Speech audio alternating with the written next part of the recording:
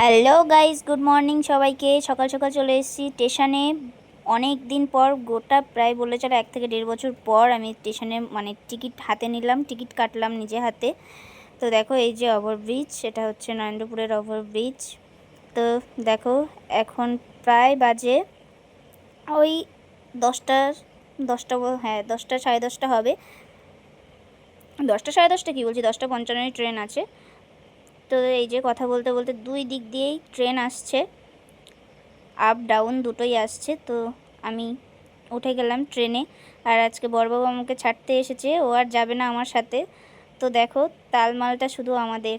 মানে এই যে আমি চলে যাচ্ছি টাটা করে, আর এই যে আরেকজন আমাকে ভিডিও করছে ছাড়তে এসে। মানে ওনার ছাড়তে ইচ্ছা হচ্ছে না, যাই হোক এরকম একটা ব্যাপার।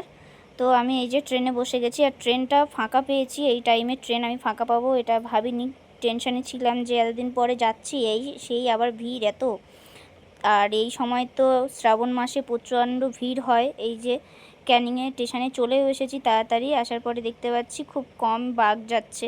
প্রথম সোমবারের দিকে হয়তো বেশি ভিড় হয়েছে, এটা দ্বিতীয় সোমবারের কাছাকাছি, এখন অতটা ভিড় নেই। আর রাস্তার মানে এত বর্ষা ধরা পড়েছে আস্তে আস্তে। মানে ক্যানিংয়ে এসেই দেখি প্রচণ্ড কালো করে মেঘ। আর এই যে বাড়ির প্রায় কাছাকাছি আসার আগে মুষলধারে একদম বৃষ্টি চলে এসেছে। এই ঝড় বৃষ্টির মধ্যে কি করে যাব আমি নিজেও জানি না। তো টাটা।